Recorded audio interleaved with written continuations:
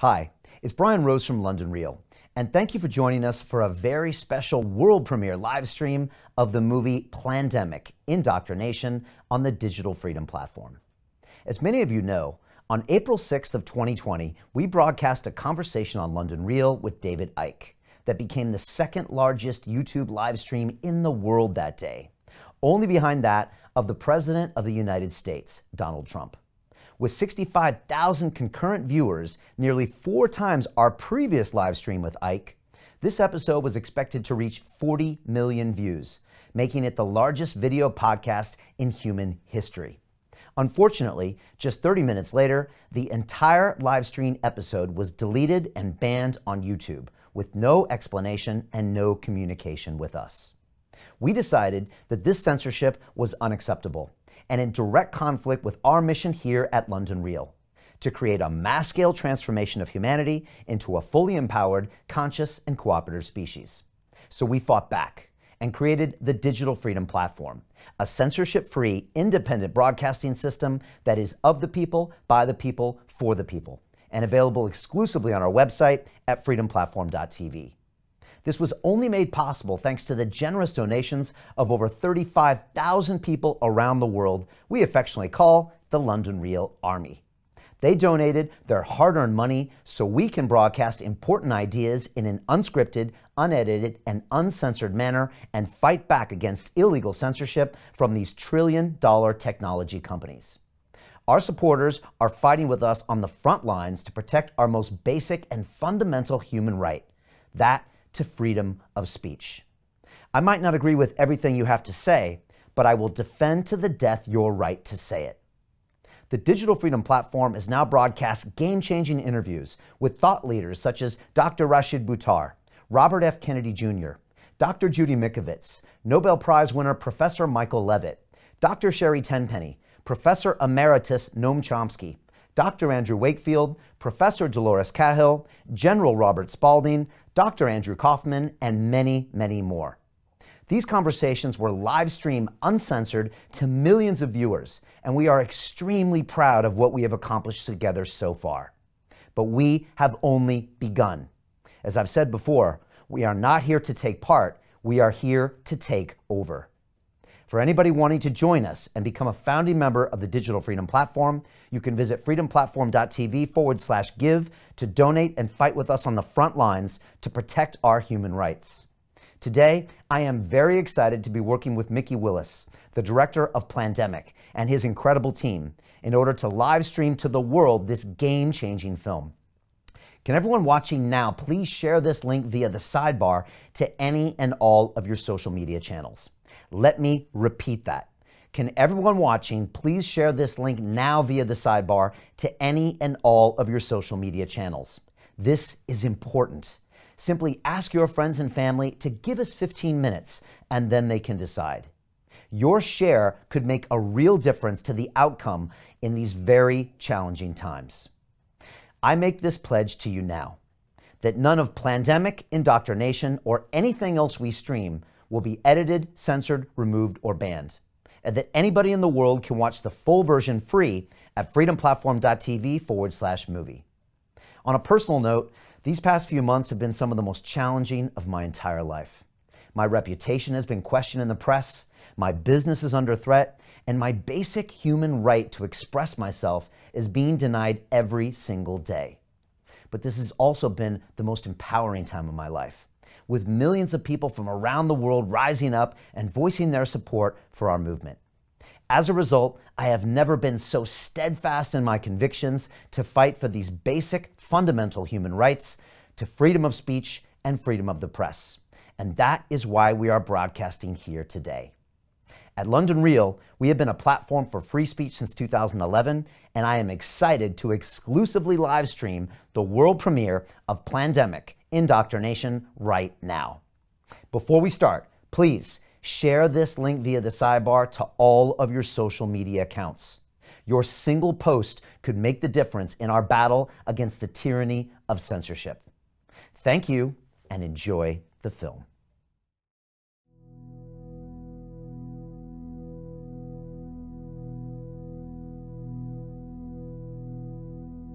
On behalf of our center and our partners, the World Economic Forum and the Bill and Melinda Gates Foundation, I'd like to extend a very warm welcome to our audience here in New York, as well as our larger virtual audience participating online today. The Event 201 scenario is fictional. Today's scenario is going to simulate meetings of a multi-stakeholder group called the Pandemic Emergency Board. We're at the start of what's looking like it will be a severe pandemic. And there are problems emerging that can only be solved by global business and governments working together. There's been some conspiracy theories that are around about the potential that pharmaceutical companies or the UN have released this for their own benefit. And maybe this is a time for us to showcase some cases where we are able to bring forward some bad actors and leave it before the courts to decide whether they have actually spread some fake news. A new coronavirus. Infected people got a respiratory illness with symptoms ranging from mild flu-like signs to severe pneumonia. In related news, a significant demand for personal protective equipment like N95 masks and gloves are on the rise. Patients are overwhelming healthcare facilities. People are avoiding public spaces out of fear of infection and in compliance with public health recommendations. Our U.S. affiliate has just released polling results on public expectations for a vaccine, and 65% of those polled are eager to take the vaccine, even if it's experimental. I'm not optimistic about having a vaccine in time to be relevant during this pandemic. With enough money and political will, anything is possible. Penalties have been put in place for spreading harmful falsehoods, including arrests. If the solution means controlling and reducing access to information, I think it's the right choice. What exactly are the risks and benefits of staying home from work? Absolutely, we need to save lives, but we literally cannot afford a heavy-handed response that suffocates our economy. The world saw large-scale protests and in some places riots. This led to violent crackdowns in some countries and even martial law. The public lost trust in their respective administration. Economists say the economic turmoil caused by such a pandemic will last for years. The societal impacts, the loss of faith in government, the distrust of news, and the breakdown of social cohesion could last even longer.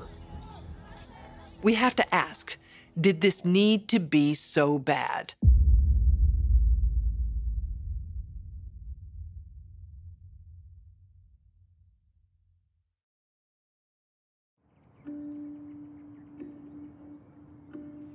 On May 4th, 2020, as part of a documentary series called Plandemic, I released an interview featuring science whistleblower, Dr. Judy Mikovits.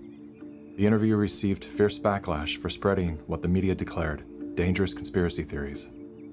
As a father and a veteran media producer, there was no way that I would release harmful information into the world during a moment as vulnerable as now.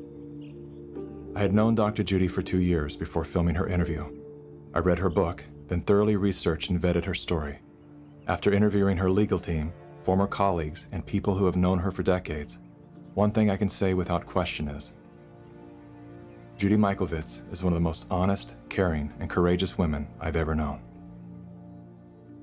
Why then would the most powerful forces of big tech, politics, media, and medicine go to such extreme measures to silence her voice all over the world? And why did all of the debunkers invest so much ink and airtime defaming Dr. Judy's character while avoiding very real revelations pertaining to patents, conflicts of interest, and the deadly corruption pervading our global health organizations? To get to the bottom of these questions, as well as many others, I've spent the last several weeks interviewing scholars from all over the world, among them top doctors, distinguished scientists, and Nobel laureates. I also sat down with Dr. Judy for a follow-up interview and to give her the opportunity to respond to critics. You can see that full interview on the Plandemic website. While you're there, make sure to dive down the rabbit hole, where you'll find additional videos, documents, and scientific studies that support the claims and perspectives put forth in the Plandemic series. Here are a few highlights from my follow-up interview with Dr. Judy. What do you have to say to the people who have tried to minimize your involvement with HIV by stating that you were at the bottom of the totem pole, 13th author of a 13-member group of scientists? Well, the 13th author is the senior author. So that means they're the most important author. Why did you agree to retract your own XMRV paper? The paper was actually force retracted. I was actually being held in jail. You told me that you had financial offers to remain silent. If you simply say you made a mistake and promise never to say another word, you can keep everything. You'll get all of your grants. You'll get everything back, millions of dollars. You'll get publication and funding. My lawyer said, that's the best offer you're going to get. I said, you don't understand me. I don't need an offer. I've already lost everything. If I thought even one child or one grandma was injured or killed because I didn't do something, that would have ended my life as I know it. There was no money you could ever pay me to get me to cover this up. I will never stop telling the truth.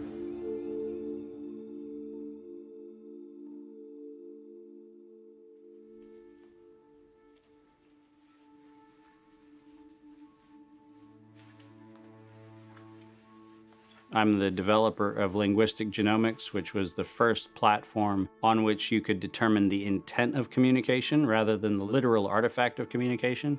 But we've also used that technology for a number of other applications in defense and intelligence and finance, and most notably, in the early 2000s, my company was responsible for bringing down what was, at the time, one of the largest tax frauds in US history. We maintained a series of inquiries into every individual, every organization, and every company that is involved in anything that either blurs the line of biological and chemical weapons or crosses that line in any of 168 countries. In 1999, there were 1 million patents digitized by IBM. And those 1 million patents were the first time human innovation had been put into an electronic digital searchable format.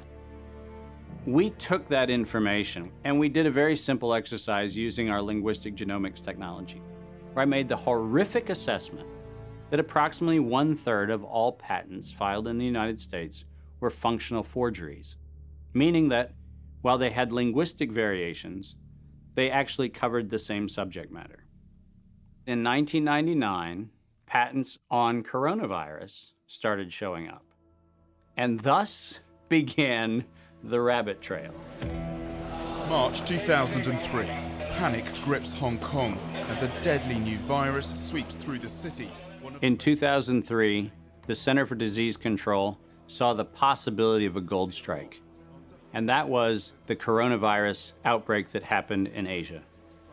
They saw that a virus they knew could be easily manipulated was something that was very valuable, and in 2003 they sought to patent it. And they made sure that they controlled the proprietary rights to the disease, to the virus, and to its detection, and all of the measurement of it. We know that Anthony Fauci, that Ralph Baric, that the Center for Disease Control, and the laundry list of people who wanted to take credit for inventing coronavirus were at the hub of this story. From 2003 to 2018, they controlled 100% of the cash flow that built the empire around the industrial complex of coronavirus. The World Health Organization has officially named the novel coronavirus the novel coronavirus outbreak. The World Health Organization has declared an international public health emergency. While we know that the coronavirus manipulation started with Dr. Ralph Baric in 1999. The major characteristics of SARS, MERS, and SARS coronavirus 2. It's a good way for you. Ralph Baric is the researcher at the University of North Carolina, Chapel Hill, who is famous for his chimeric coronavirus research. In 2002, there was a recognition that the coronavirus was seen as an exploitable mechanism for both good and ill. On April the 25th, 2003, the U.S. Center for Disease Control filed a patent on the coronavirus transmitted to humans. Under 35 U.S. Code Section 101, nature is prohibited from being patented. Either SARS coronavirus was manufactured, therefore making a patent on it legal, or it was natural, therefore making a patent on it illegal. If it was manufactured, it was a violation of biological and chemical weapons, treaties, and laws. If it was natural, filing a patent on it was illegal. In either outcome, both are illegal. In the spring of 2007, the CDC filed a petition with the Patent Office to keep their application confidential and private. They actually filed patents on not only the virus, but they also filed patents on its detection and a kit to measure it.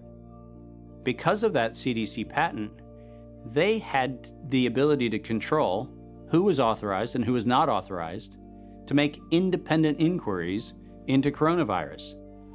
You cannot look at the virus, you cannot measure it, you cannot develop a test kit for it. And by ultimately receiving the patents that constrained anyone from using it, they had the means, they had the motive, and most of all, they had the monetary gain from turning coronavirus from a pathogen to profit. Developing and owning a coronavirus vaccine has become a biotech arms race with political overtones. This vaccine gold rush is starting to bother me. Gold rush. Let's keep that in mind. And so somewhere between 2012 and 2013, something happened.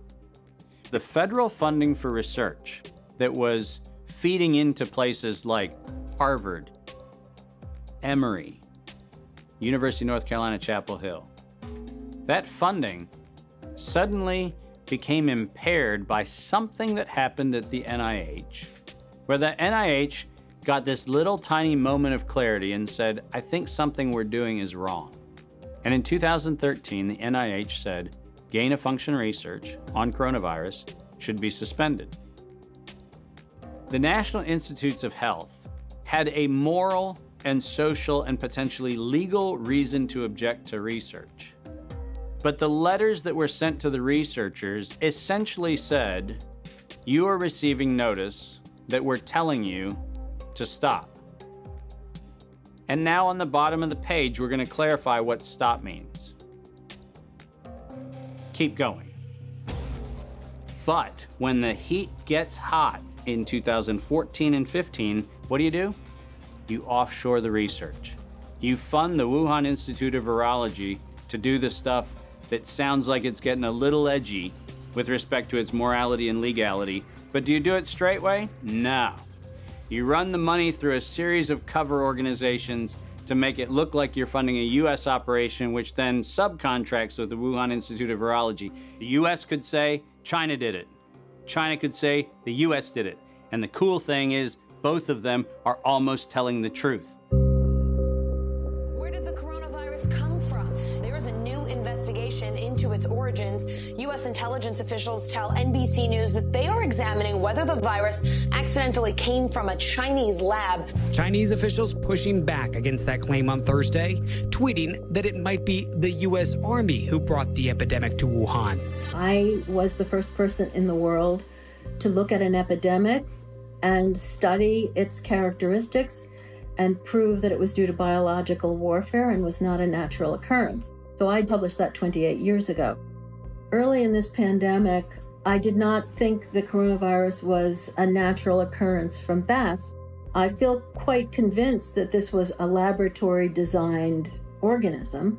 There have been hundreds and hundreds of leaks from high-containment laboratories that do research on pathogenic coronaviruses and other potentially lethal organisms. I was particularly interested in a paper that came out in Nature Medicine by 5 scientists claiming that it was definitely a natural occurrence rather than a lab construct. But the arguments they used did not hold water. They didn't really make a lot of scientific sense. And yet all kinds of very important people started parroting what this paper said. And so that, of course, got me scratching my head saying, why are these people risking their reputation when it's obviously illogical, doesn't hold water? Somebody must have made them publish this, and somebody must have told these other people that they have to say it's a great piece of science. You were quoted as saying, it was a meticulous job done professionally. It could be done by somebody very expert in molecular biology, I think. Et c'est pas naturel, c'est ce que vous voulez dire? Non, ce n'est pas naturel, c'était un travail de professionnel, un travail de biologiste moléculaire. C'est un travail très minutieux, on peut dire d'horloger, on peut dire au niveau des séquences. Mais dans quel but? Dans quel but, ça, ce n'est pas clair. Moi, j'expose, si vous voulez, mon travail, c'est d'exposer les faits, c'est tout. See, the problem with all of this is the evidence is right in front of our face. And when confronted with evidence, we are told fact checkers are somehow transcendent. The pace of our modern world makes it nearly impossible for working people to research the events and policies that shape their lives. When seeking answers to life's most pressing questions, where do we go first? Google. Enter the subject, hit go, and there it is. Only what they want us to see. In today's culture of copy and paste journalism, it's common for hundreds of unrelated outlets to feature the exact same report. This is not the result of laziness. This is by design. When we see identical headlines across seemingly unrelated platforms, the logical mind concludes, well then, it must be true. The illusion that numerous news sources have arrived at the same conclusion gives us confidence to share the chosen narrative. And just like that, we become the unwitting pushers of propaganda. Search engines are the holy grail for those seeking to control the narrative. Google is already more powerful in terms of its control over people's lives than almost every government on the planet. As the most influential search engine in the world, through its ubiquitous reach, Google has more power to influence U.S. elections than any foreign nation. You testified before this committee. You said in subsequent elections, Google and Facebook and Twitter and big text manipulation could manipulate as many as 15 million votes in a subsequent election? And the methods that they're using are invisible, they're subliminal, they're more powerful than most any effects I've ever seen in the behavioral sciences, and I've been in the behavioral sciences for almost 40 years.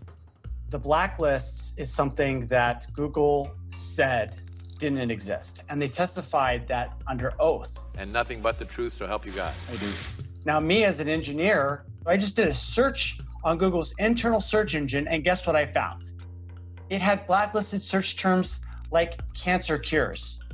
Why is Google deciding what people can and cannot search for? What was once an efficient tool for navigating the world of information is now a network for global surveillance, data collection, and social engineering. Now let's take a look at a few of the most commonly used fact checkers, beginning with Snopes. The husband and wife duo of David and Barbara Mickelson founded Snopes.com in 1995. They had no journalism background or training whatsoever. They built their fact-checking empire by using Google as their primary verifying source. The Mickelsons divorced in 2015. Barbara sued David for embezzling money that he had allegedly spent on prostitutes, as well as a lavish honeymoon with his new wife, who worked as an escort in Las Vegas before joining the Snopes cast of characters. In 2017, David Mickelson's new business partners filed a lawsuit accusing Mickelson of multiple counts of fraud and embezzlement. Snopes proclaims to be the internet's go-to source for discerning what is true and what is total nonsense. Yet one glance at their history of fact-free checking tells another story. When Dr. Mikovits claimed she was arrested without a warrant and jailed without a charge, Snopes rated her statement false. Had they bothered to explore the arrest documents, they would have seen that indeed there was neither a warrant nor signatures to officiate a charge, a fact that I confirmed with members of Dr. Mikovits' legal team. Was there a search warrant? No. And was she ever charged? No. Never charged with a crime. 100% correct. Judy has never been charged with any crime. Facebook's fact-checking arm, PolitiFact, is owned by the Poynter Institute, which has received substantial funding from big pharma allies such as Google and the Bill and Melinda Gates Foundation. Like Snopes, PolitiFact has a history of misleading the public. In late January of 2019, PolitiFact, Snopes, and FactCheck.org raced to squash the notion that coronavirus and its treatments were patented.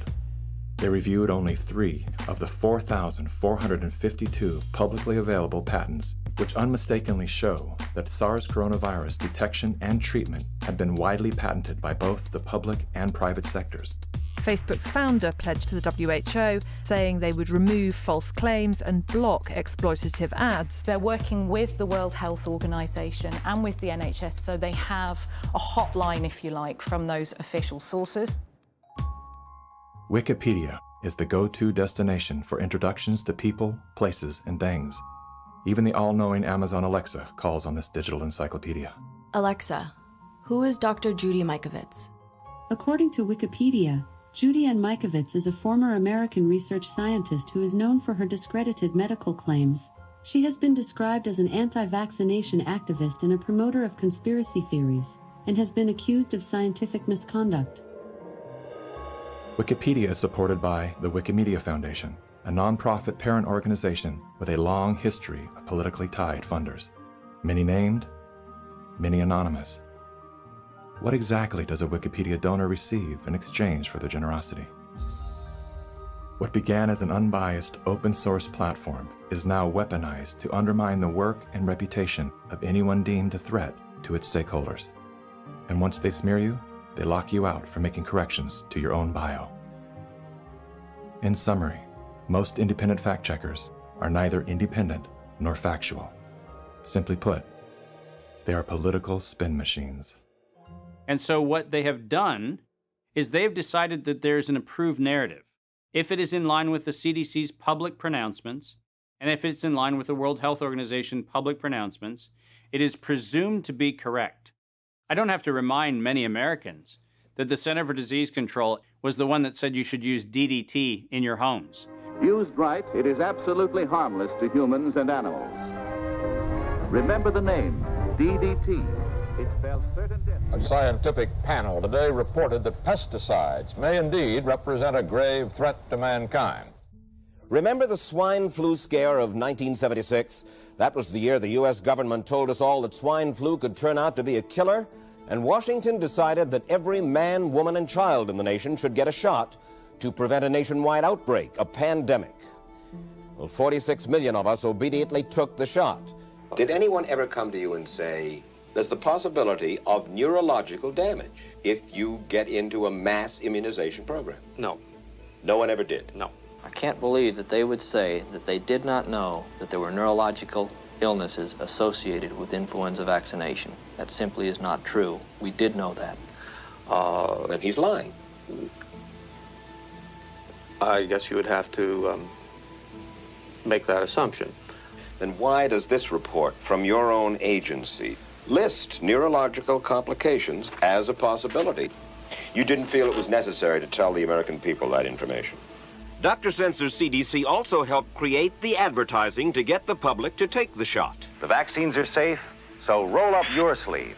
And now Americans are claiming damages from Uncle Sam amounting to $3.5 billion. By far the greatest number of the claims, 2/3 of them, are for neurological damage or even death.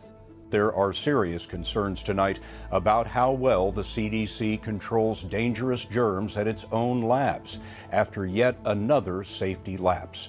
For the third time in a month, the CDC acknowledged deadly pathogens were handled incorrectly in government labs.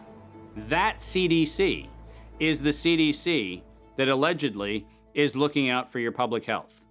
When we start with the assumption that the official dogma has to be the objective standard, then what fact checkers look for is a piece of published media that confirms the statement made by that particular organization. And then debunkers and conspiracy theorist blower-uppers come in and say, we're gonna make this thing clearly the scam that it is. Every media outlet that is in the public media right now has planted evidence, and they have re-ranked pages. So if you look today at face mask wearing, and if you look today at social distancing studies, you will see the studies that used to be number 1, number 2, number 3 on the pages of PageRank search don't exist anymore. And what is there are studies that wind up having headlines that support the common narrative. You're going to be hearing more about advanced guidelines. Because if you can keep people from assembling, guess what they're not talking about? They're not talking about the issues of the campaign. If you can keep people in their homes, the only source of information that you can have is what you curate for them. Now I know how to target my electorate. They're in the only place I allowed them to be, being fed the only message I'm allowing them to hear, through a media that I control.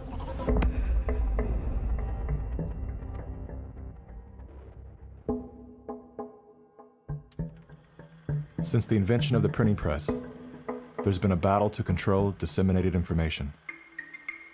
In the early 1900s, oil tycoon John D. Rockefeller took control of every newspaper and news editor of his era. He became America's first billionaire, paving the way for the power-hungry ever since. Thus began the gold rush for the modern world's most precious resource, the narrative.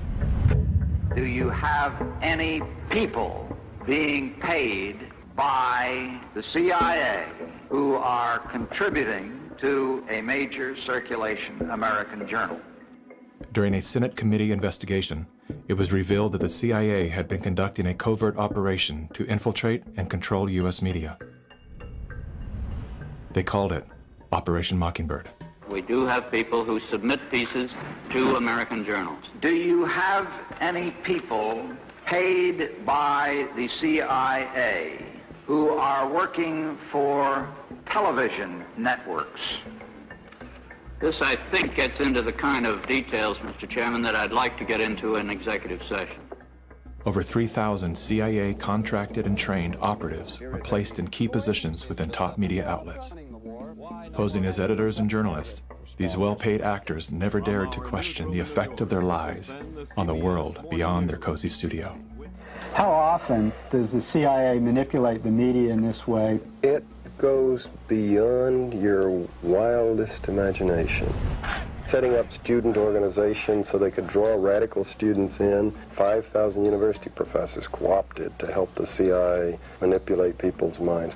Journalists in the U.S., including big-name journalists, co-opted to function routinely to help the CIA put out stories and biases to the world. As this 1952 CIA memo says, the aim is controlling an individual to the point where he will do our bidding against his will. It's a great brainwashing process to change the perception of reality of every American to such an extent no one is able to come to sensible conclusions in the interest of defending themselves, their families, their community, and their country. Would you say that continues today? Well, I would think probably for a reporter it would continue today, but because of all of the revelations, I think you've got to be much more careful about it. So how do we know that Operation Mockingbird still isn't in effect? Well, we don't. It was the Telecommunications Act of 1996 that opened the door for predatory corporations to monopolize the industries of print and broadcast. This bill protects consumers against monopolies. It guarantees the diversity of voices. Today, a handful of corporate empires own and control the vast majority of everything you read, hear, and watch. From the biggest movie studios, television and radio networks, newspapers and magazines, to the vast universe of internet news and entertainment sites. Amazon has transformed its operations in response to COVID-19 to protect employees and keep packages flowing. The company is keeping its employees safe and healthy while still delivering those packages to your doorstep. The company is keeping its employees safe. Keeping its employees safe. The company is keeping its employees safe. Millions of Americans staying at home are relying on Americans staying at home. Amazon. And that is how it works. It's like a house of mirrors, where you're seeing the same thing over and over and over again, except it's distorted. There's an industry that is paid to go after and target journalists, whistleblowers, and inundate our consciousness and the images we see to try to ruin, destroy, or smear the idea that they don't like or the person who's delivering it. You smear somebody with falsehoods and all the rest, and then you merchandise it. And then you write it, and they'll say, see, it's reported in the press, So they have that validation that the press reported the smear, and then it's called the wrap-up smear. Now I'm going to merchandise the press's report on the smear that we made. And it's a tactic. Welcome back, everybody. News personalities are not the only high-paid actors to serve the propaganda machine. Most late-night talk shows are owned by the same corporate overlords and thus follow the same script, only laced with a laugh. Our main story tonight concerns conspiracy theories. Last Week Tonight with John Oliver featured a skit entitled Coronavirus Conspiracy Theories. Like the claim that the moon landing was faked. First thing to note here is that Mr. Oliver opens with commentary about conspiracy theories that are completely unrelated to coronavirus. This is the standard tactic used by propagandists to set a tone so that anything that follows will be seen through the lens of absurdity. Plandemic, a pseudo-documentary filled with a hodgepodge of conspiracy theories. Mr. Oliver then does his best to debunk Dr. Judy's claim that she was arrested but never charged with a crime. She was absolutely criminally charged. This was not an oversight, but a blatant lie. Prior to the taping of this episode, Mr. Oliver had the official arrest documents that clearly prove that Dr. Judy was never charged with a crime. Mr. Oliver then attempts to debunk the idea that a beach, aka nature, holds any value in boosting our body's natural immune system. Instead of challenging the point with science, he kills it with a smear. Everything that you just said is insane.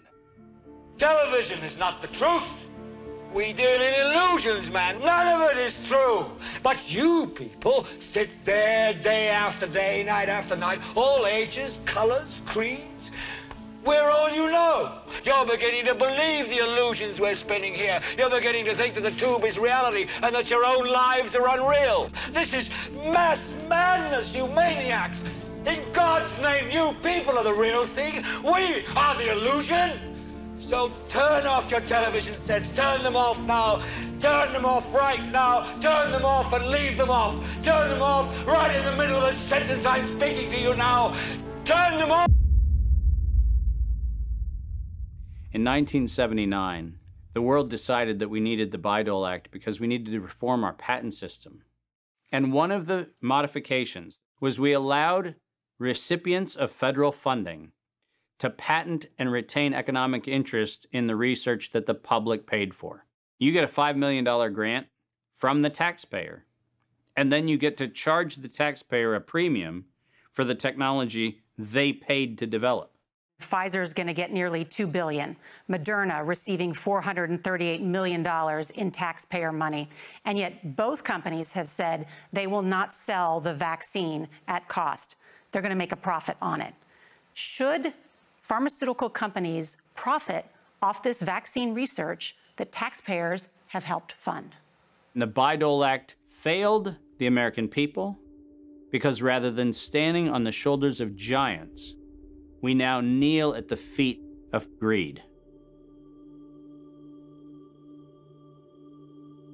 My systems flagged anomalies when I started seeing nonprofits and corporates and cover financing for coronavirus programs in the late summer and fall of 2019. Our first red flag came out when we read the World at Risk scenario. Now, there's an organization called the Global Monitoring Preparedness Board. This organization is a part of the World Health Organization, and this board includes Dr. Elias from the Gates Foundation and Anthony Fauci from NIAID. These two individuals, plus the director of the Center for Disease Control in China, come out with a recommendation that says that by September 2020, 2 global pandemic preparedness exercises have to be completed. And one of them has to be done on the release of a respiratory pathogen. That then gave rise to an October event, Event 201. On behalf of our partners in the Bill and Melinda Gates Foundation. Event 201 took place 5 months before COVID-19 was declared a pandemic. The participants of the event are some of the same people that are now deeply involved in the real pandemic and profiting from it as well. Event 201 was a scripted, multi-camera, live event that was broadcast globally via the internet.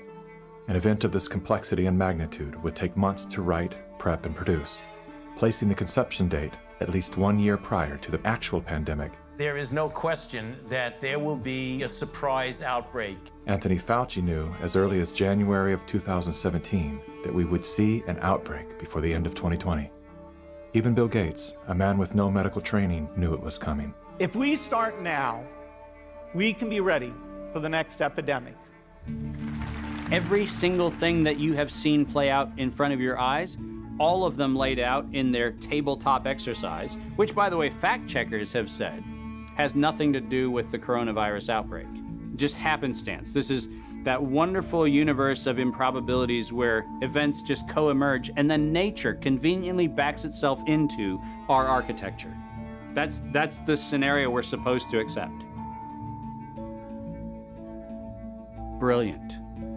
Some countries have banned travel from the worst affected areas. The President has made a decision to suspend all travel to the United Kingdom and Ireland. Dis and misinformation circulating over the internet. Across the world, misinformation about the virus is being shared online. A significant demand for N95 masks and gloves are on the rise. The demand for N95 masks to prevent the deadly airborne virus has surged. We could eventually have 52 million treatment courses per year, but it will take many months to get there. We're still many months out from having something that we can really deploy to the public. And 65% of those polled are eager to take the vaccine, even if it's experimental. A new poll finds that 49% of Americans say they would get a COVID-19 vaccine should an effective one be discovered. I'm curious, who wrote the Event 201 script? If the visionaries of the event knew at least 1 year in advance what was needed, why didn't they take care of those things? Considering that Bill Gates has donated half of his fortune to make the world safer, why didn't he help to better prepare our hospitals and frontline workers? Why didn't any of the event's wealthy sponsors do something?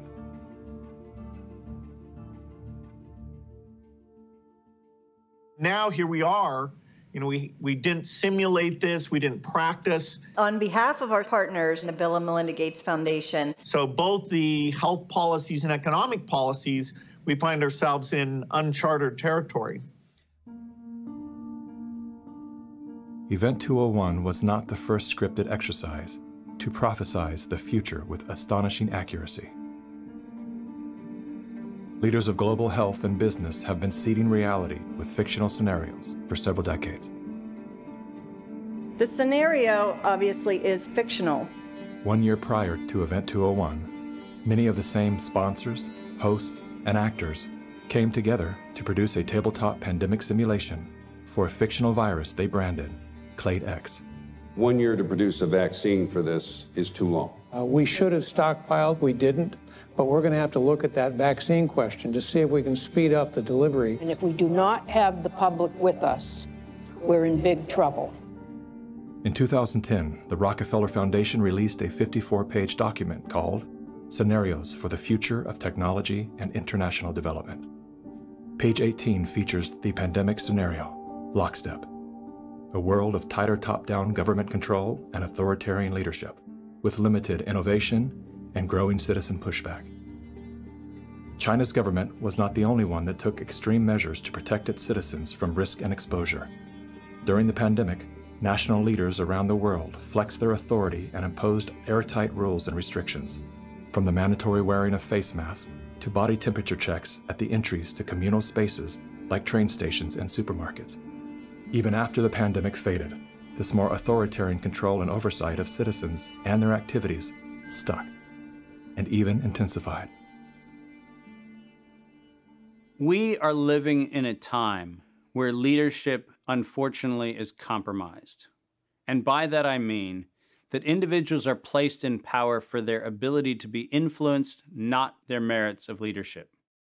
Nothing could be clearer than the leadership of the World Health Organization. The World Health Organization is the institution granted exclusive power to guide and protect the health and wellness of humanity. The WHO is sustained by private donations, the bulk of which are made by pharmaceutical and biotech corporations who have a vested financial interest in the organization's support.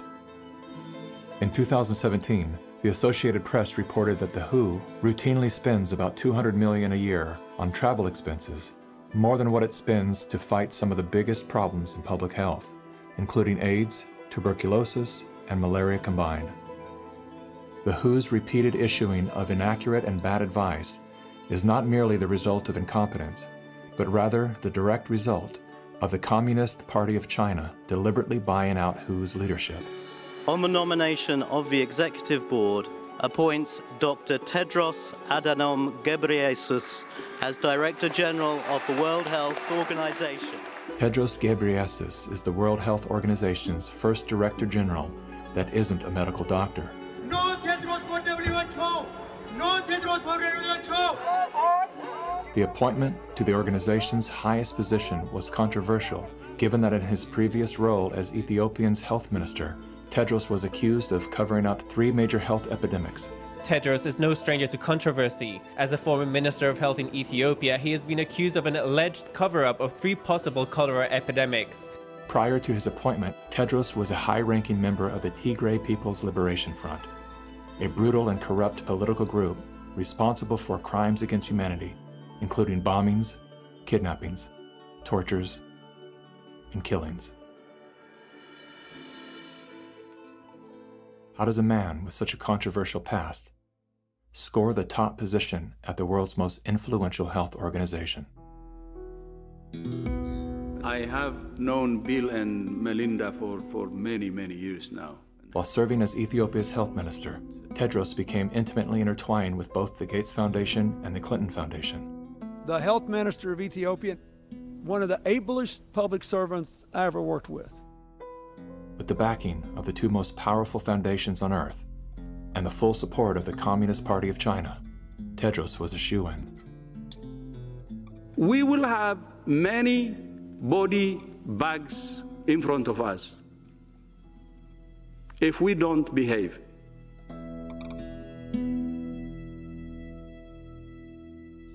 You cannot find a person promoting this scenario that's not part of the interlocking directorates of the World Health Organization, the CDC, the NIAID, or the organizations that are the philanthropic cover organizations that fund them. We now know that there are over 1,300 patents currently issued and held by organizations that are multiply recipients of funding through the Gates Foundation, through EcoHealth Alliance, through the Sherlock Biosciences connection back into open philanthropy, and all of them also have links directly to NIAID, Anthony Fauci's funding sources. If you have conflicts of interest in the funding and in the decision-making and in the inside knowledge that you have between competing or competitor organizations, that is a violation of the antitrust laws of the United States. These are federal crimes. If you had the power to immediately fix whatever's wrong with our current medical system, where would you start? Conflicts of interest. About 40 or 50 years ago, pharmaceutical CEOs actually went to jail if they knowingly sold a bad product and concealed information about the problems with that product. Since then, all they have done is paid fines. And so selling a product and concealing information about it is okay because paying the fine is considered the cost of doing business.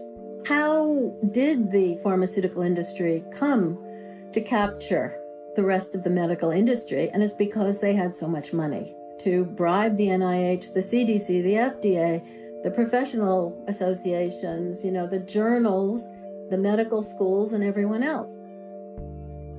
Around the same time that John D. Rockefeller seized U.S. media, he also hijacked U.S. medicine. When it was discovered that drugs could be produced from petroleum, America's top oil mogul ordered his army of propagandists to invert reality accordingly. Medicines used for thousands of years were suddenly classified as alternative, while the new, petroleum-based, highly addictive, and patentable drugs were declared the gold standard. After buying the German pharmaceutical company that manufactured chemicals of war for Adolf Hitler, Rockefeller leveraged his political influence by pressing Congress to declare natural healing modalities unscientific quackery. Rockefeller then took control of the American Medical Association and began offering massive grants to top medical schools under the mandate that only his approved curriculum be taught. Any mention of the healing powers of herbs, plants, and diet was erased from most medical textbooks. Doctors and professors who objected to Rockefeller's plan were crucified by the media, removed from the AMA, and stripped of their license to teach and practice medicine. Those who dared to speak out were arrested and jailed. When evidence began to emerge that petroleum-based medicines were causing cancer, Mr. Rockefeller founded the American Cancer Society, through which he suppressed that information. John D. Rockefeller is duly credited as the founder of the pharmaceutical industry, and the reason that medical error is currently the third leading cause of death in America. This is not an indictment against doctors. More than anyone, they are under the stranglehold of the single largest lobbying power in Washington. Every year, the pharmaceutical industry spends at least twice the amount as big oil to influence laws, policies, and public perception. Thanks to Mr. Rockefeller, the architect of American monopolies, no industry has more power over our lives than Big Pharma. Part of the problem, and this, by the way, goes back to the 1980s with Microsoft, is Bill Gates found out that it was very difficult to manufacture a way to navigate through the patent universe, saying that it's Microsoft holding the patents. And he became the architect of a very cunning program of putting patents in holding companies that didn't have anything to do with the name of the organization. According to legend, young Bill Gates built his computer empire out of his garage. Reality tells another story, that Bill Gates was born into wealth and privilege. Both his grandfather and great-grandfather were banking moguls. His father, William Gates Sr., was a prominent Seattle-based lawyer and political lobbyist. Through his father, Bill Gates learned the ins and outs of law and politics and how to manipulate those governing forces. I'm Bill Gates, chairman of Microsoft. Bill Gates dropped out of college to start Microsoft. He is credited with inventing the operating system that became Windows. However, he played no part in the invention of Windows. The fact is, he bought an existing operating system from Seattle Computer Products, had it modified, then licensed it to IBM. That didn't stop him from taking all the credit. I don't see Bill Gates as this great creative person. I see him as an opportunist. While Microsoft's co-founder Paul Allen was struggling with cancer, Bill Gates seized the opportunity by attempting to cheat him out of his share of the company's fortune. They were basically talking about how they were planning to dilute my share down to almost nothing. And it was really a shocking and disheartening moment for me. And you were sick? Well, I think I was still probably in the middle of radiation therapy.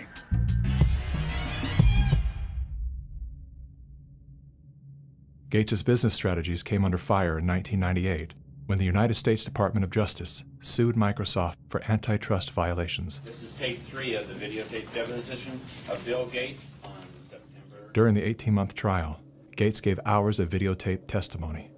What were the non-Microsoft browsers that you were concerned about in January of 1996? That month. Yes, sir. And what about it? What non-Microsoft browsers were you concerned about in January of 1996? I don't know what you mean concerned. What is it about the word concerned that you don't understand?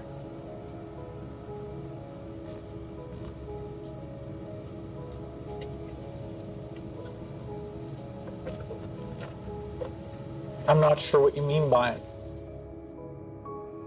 The Justice Department has charged Microsoft with engaging in anti-competitive and exclusionary practices designed to maintain its monopoly in personal computer operating systems.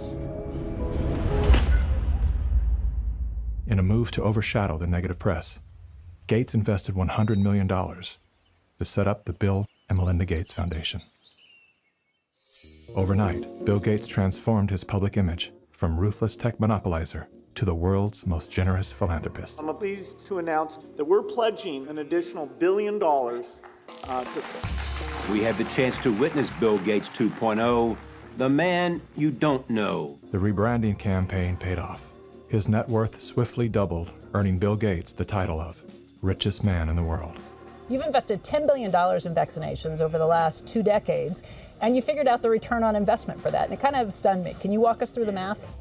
In a Wall Street essay, Bill Gates declared vaccines the best investment I've ever made. There's been over a 20-to-1 return. So if you just look at the economic benefits, that's a pretty strong number compared to anything else.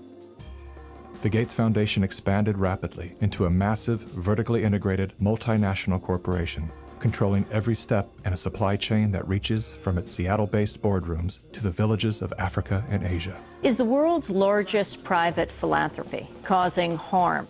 The Bill and Melinda Gates Foundation has made millions of dollars each year from companies blamed for many of the same social and health problems the foundation seeks to address. The Gates Foundation has investments in 69 of the worst polluting companies in the U.S. and Canada. Other companies in the foundation's portfolio have been accused of transgressions, including forcing thousands of people to lose their homes, supporting child labor, defrauding and neglecting patients in need of medical care. The Gates Foundation has not provided details. William H. Gates III and Melinda French Gates. As a top donor to both the WHO and the CDC, no one man has more power than Bill Gates to influence and control the health and medical freedom of all people. Normalcy only returns when we've largely vaccinated the entire global population. This will be the new normal until a vaccine is developed. Until we find a vaccine, going back to normal means putting lives at risk. We need to produce it and to deploy it in every single corner of the world. Full vaccination of our children and pregnant women. Development of new vaccines, therapeutics and diagnostics. Before effective vaccines and therapeutics are developed.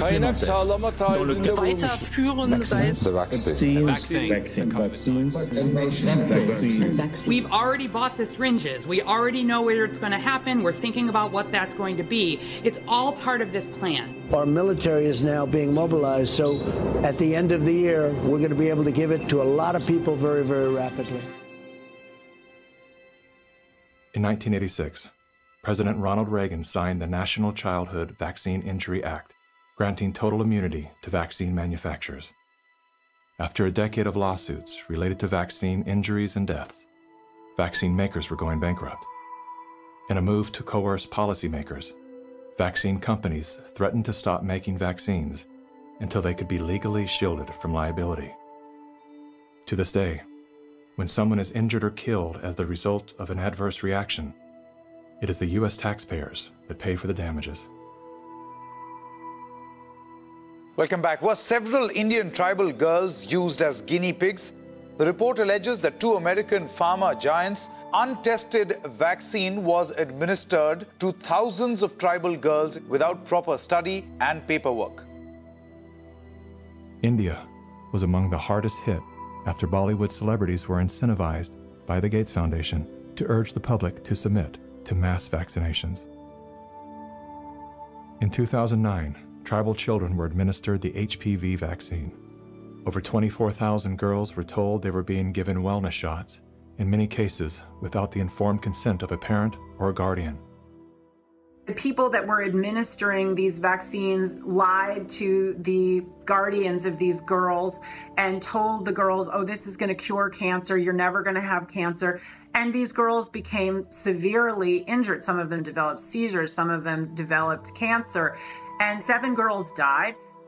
And there was no insurance, there was no assistance for them. And the Gates Foundation denied that it had been clinical trials. And it was so bad that the parliament in India created a task force. They studied it and they kicked out the Gates Foundation. But India is a barbaric country. Things happen here in a very barbaric way.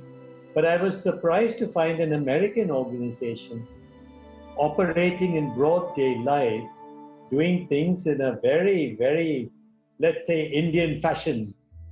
And so the route I took was that I want the whole procedure to be investigated.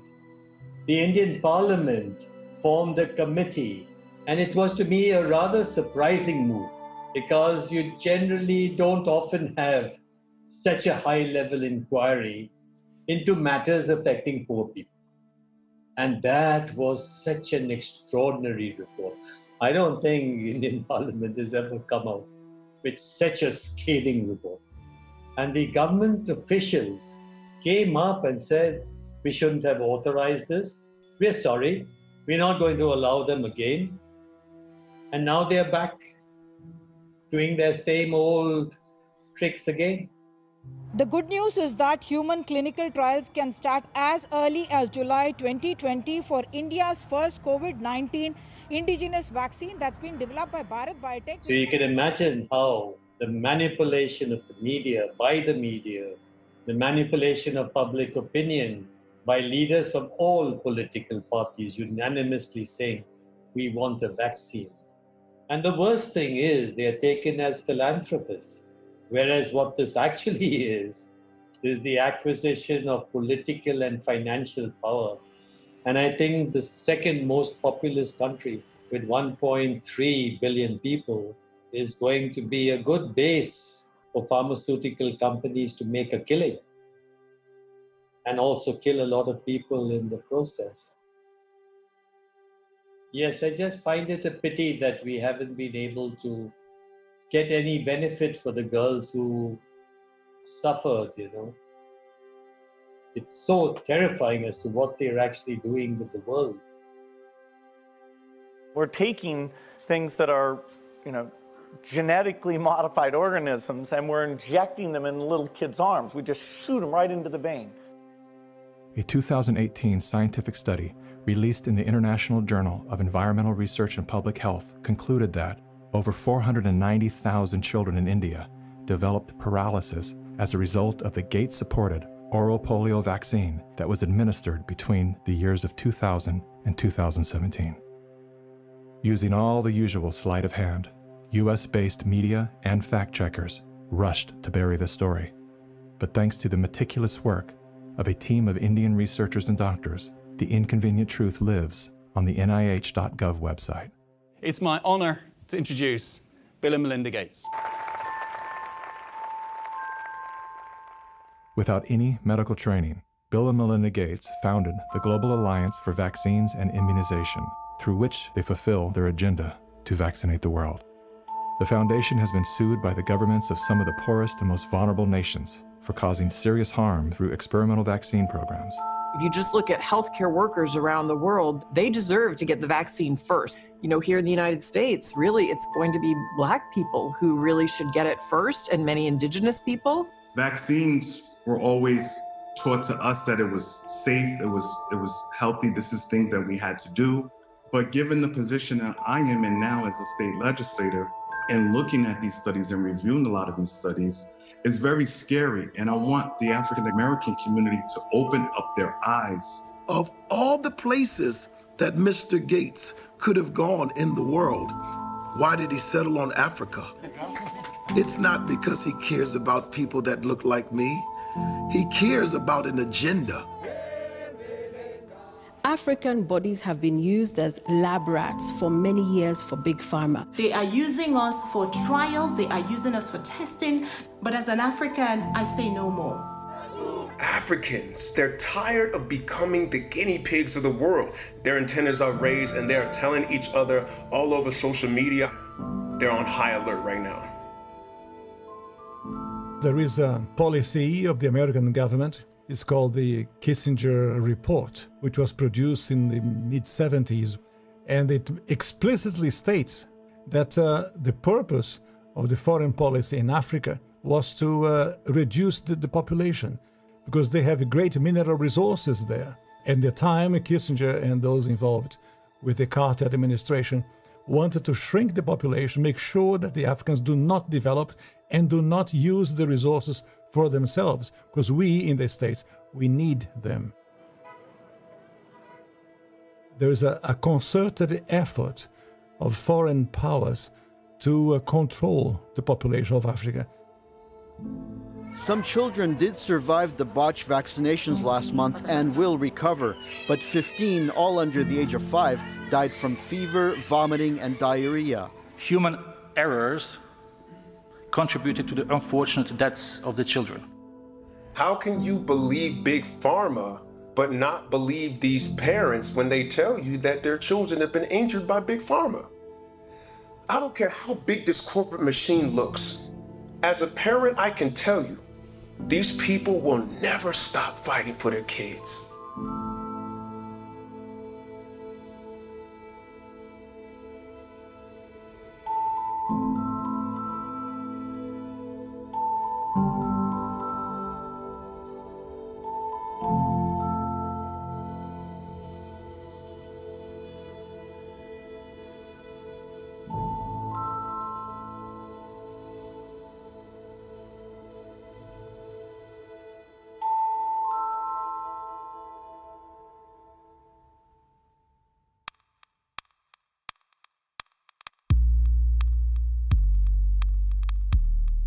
It would take hours to list all of the questionable initiatives that Bill Gates is involved in.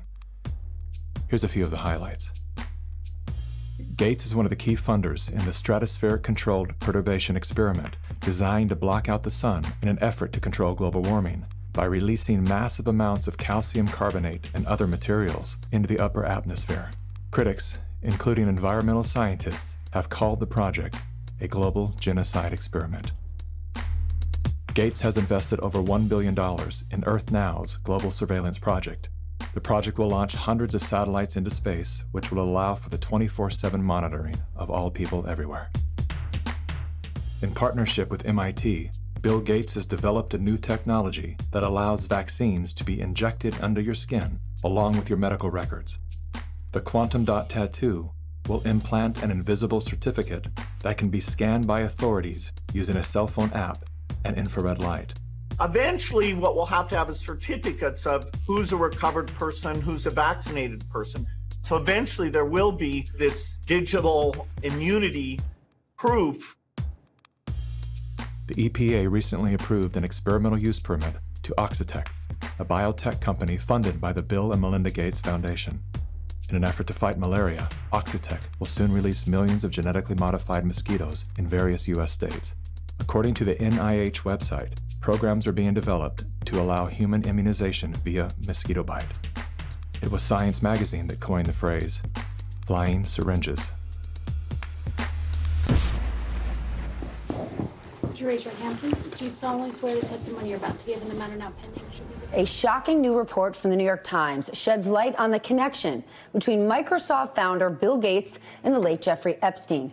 You report these two men met at least 6 times. Well, I believe there were more. This included visits to the mansion, seeing each other in Seattle, flying on Epstein's plane. When flight logs revealed that Gates had been a passenger on the Lolita Express, he claimed that he didn't know that the private jet belonged to Epstein. He also denied that he and Mr. Epstein were involved in any business deals. However, an expose by the New York Times revealed that not only did Bill Gates initiate a relationship with Jeffrey Epstein well after he was convicted of sex crimes, but the two were also involved in the process of co-founding a multi-billion-dollar charitable fund. Why would they ever set up a charitable trust benefiting Jeffrey Epstein? That it was all about philanthropy, that Bill Gates just wanted to find new sources of money. Why would one of the richest men in the world choose to partner with the world's most notorious pedophile? A deeper dive into Epstein's world revealed that the two men had more in common than meets the eye. Like Gates, Epstein was a billionaire philanthropist with a passion for science, health, education, and children. The Jeffrey Epstein Foundation donated millions of dollars to top universities, science institutes, medical schools, early education programs, youth initiatives, and international peace accords. Bill Gates is either the most misunderstood man alive or one of the most convincing con men to ever live. Is he a benevolent hero or a malevolent opportunist? Bill Gates. Personally, I would love to believe that one of the richest men in the world is giving away his fortune for the betterment of humanity. I want to believe that endearing smile. I want to believe that his heart is as soft and warm as his sweaters. At the very least, I want to believe that he's unaware of the damage he's done.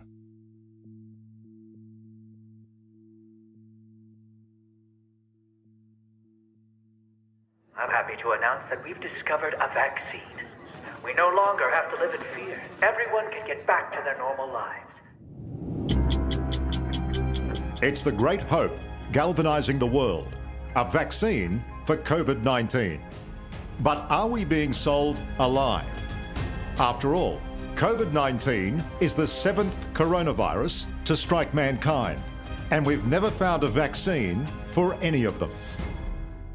The shortest time anybody's ever found a vaccine against any disease that I'm familiar with is about 7 years. The average time is 20. To be talking about a magic bullet coming in months, it borders on the absurd. People like myself and Tony Fauci are saying 18 months. A year to a year and a half. If everything went perfectly, we could do slightly better than that. But there will be a trade-off. We'll have less safety testing than we typically would have. And so governments will have to decide, you know, do they indemnify the companies and really say, let's go out with this? Something that people should know about COVID-19 vaccines is they fall today under the PrEP Act, which came into being after 9/11 and after an anthrax scare. And this law gives virtually blanket liability protection. It's basically impossible to get any kind of compensation if you're injured. So people need to understand that if you take COVID-19 vaccines, you are absolutely on your own. If you're permanently injured, if you lose your job, if your healthcare expenses go through the roof, tough luck. Volunteers all across the country began getting shots today as part of the final phase of testing for an experimental vaccine being developed by the NIH and the drug company Moderna. The side effects for the Moderna vaccine sound concerning. We looked. After the second dose, at least 80% of participants experienced a systemic side effect. So, are these vaccines safe? Well, the FDA, not being pressured, will look hard at that. The FDA is the gold standard of regulators, and their current guidance on this, if they stick with that, is very, very appropriate. And you know, the side effects were not super severe. That is, it didn't cause permanent health problems for the things there. You know, Moderna did have to go with a fairly high dose. And so, you know, to get the antibodies. This isn't a vaccine story. This is a population management story. If your goal is to make this beautiful earth that we live on an exclusive playground for the entitled few, then populations that get in the way are a problem. And it is the empirical impulses of individuals who have decided that by outranking the rest of humanity, they can dictate upon humanity the conditions of their existence. Now we need to go and look in families to find those people who may be sick and remove them and isolate them. This bill enables the police to enter a home without a warrant. Madam Speaker, the police have never held that power. We will find out who lives in the house. And if it's someone that is refusing, we will definitely consult with our health officer to look into next steps. So the Sheriff's Department and the Health Department showed up at her door with orders for her and her husband to wear ankle monitors. The couple says they never denied self-quarantining. You will no longer be able to leave home. Only one person will be able to go shopping once per day. Recreational activity is now no longer allowed. You will be allowed to have 1 hour of exercise no further than 5 kilometres from your home. Are you serious? Just for not having a mask? For no mask? Are you serious? We will shut you down. We will cite you. And if we need to, we will arrest you and we will take you to jail. You know the old expression about snitches? Well, in this case, snitches get rewards. Some people are ratting their neighbors out, calling the police, but others are turning to the internet, where social distance shaming has gotten ugly. In a time of crisis, trying to force compliance upon a population by making neighbors and friends distrust one another is exactly the opposite tactic we actually need. When human societies lose their freedom, it's not usually because tyrants have taken it away. It's usually because people willingly surrender their freedom in return for protection against some external threat. That's what I fear we are seeing now. This is a cognitive dissonant moment, which is being imprinted in your brain, just like remember the Great Depression, remember 9/11. Weapons of mass destruction. We are being conditioned to have the excuse for unbelievable acts of tyranny, which will be justified by remember 2020. And your loved ones, those that die, those that are infected, they're being used as cannon fodder, which is the ultimate desecration of their honor and integrity. And this is also a test of humanity to see how much of our liberty we will let go before we finally draw the line under enough. Benjamin Rush, a signer of the Declaration of Independence, stated, "Unless we put medical freedom into the Constitution, the time will come when medicine will organize into an undercover dictatorship to restrict the art of healing to one class of men and deny equal privileges to others. That time is now." Well, this won't be the last pandemic that we face. So we'll have to prepare for the next one. That, I'd say is, will get attention this time. Mm-hmm.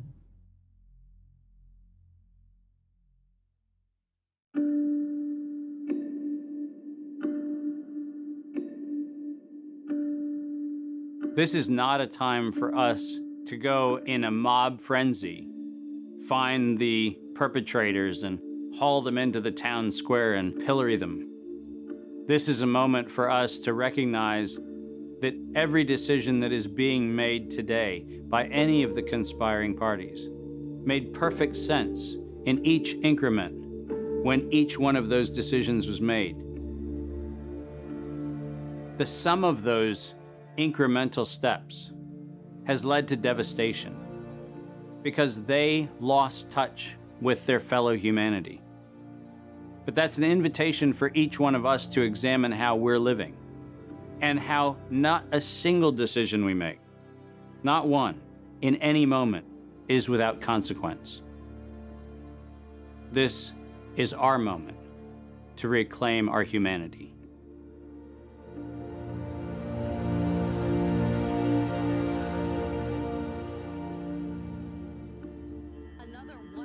Our lives are shaped and guided by stories.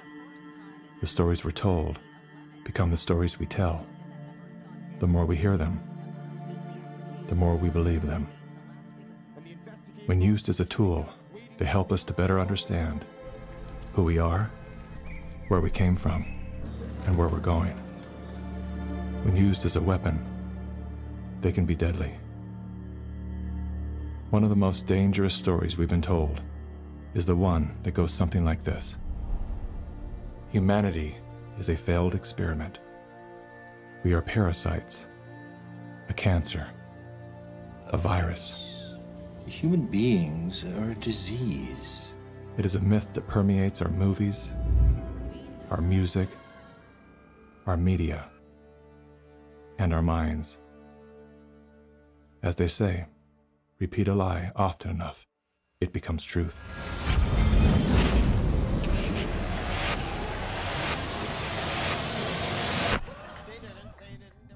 Perhaps that was the goal of the authors of that story.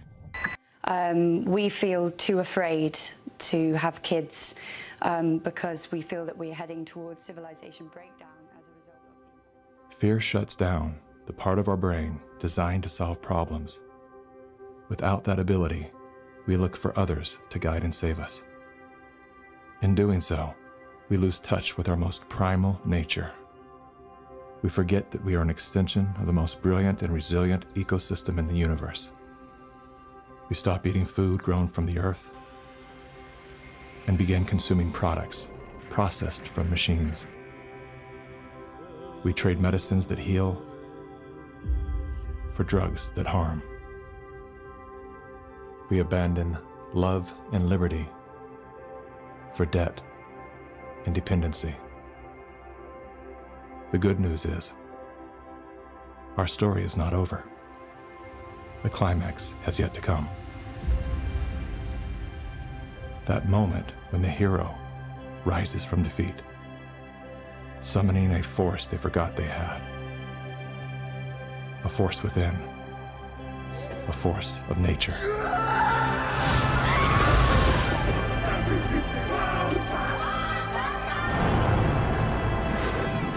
People are the real thing. This nation will rise up. A new generation of Americans. It is time to think about the future generation.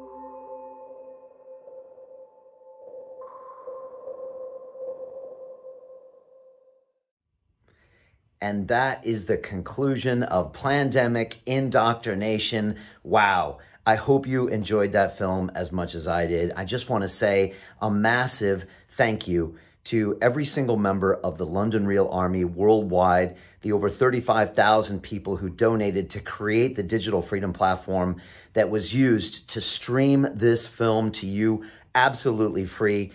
They're just legends out there, and we just feel so proud that we can represent them and continue to put out content that is uncensored, unscripted, and unedited. If you want to join and become one of the founding members of the Digital Freedom Platform, go to freedomplatform.tv/give and fight with us on the front lines for our most basic fundamental human right, which is freedom of speech.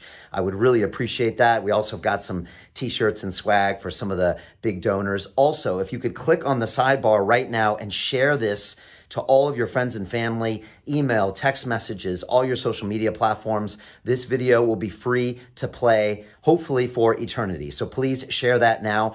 Also, there are downloadable clips, small pieces of the movie that you can go to right now and upload to your social platforms or share with anyone out there. So there's a whole list of those. You can click on that and download it and put it on Instagram or YouTube or Facebook, etc.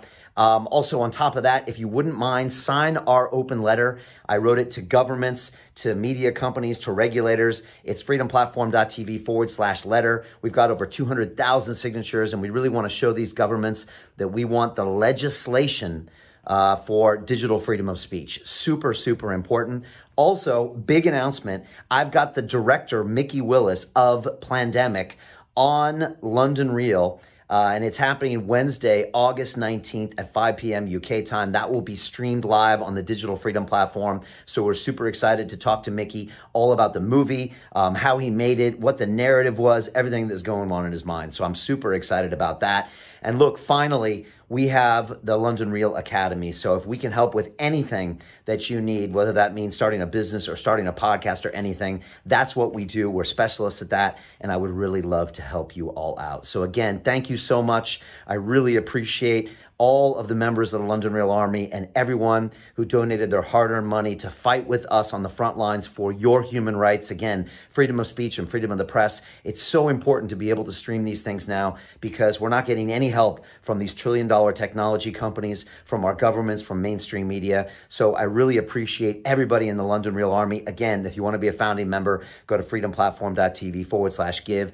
And finally, always join us and follow us on LondonReal.tv. We've got over 800 incredible conversations. Follow us on Instagram and our social platforms. Subscribe on YouTube because we are just getting warmed up. As I said before, we are not here to take part. We are here to take over. And I believe that censorship is one of the greatest enemies we have right now. And look, I might not agree with everything you have to say, but I will defend to the death your right to say it. So join me on the front lines. I appreciate you so much. Let's get this movie out to as many people as possible, hopefully billions, and let's really create a change and build a world that we'll be proud to pass on to our children and our grandchildren. So on behalf of myself and the whole team here at London Real, thank you so much for being a part of this. Thank you, Mickey Willis and the team, for making this incredible documentary. Now let's go out there and create real change and really make this world a much better place. All right? Much love from me. Sending you all the best. Take care.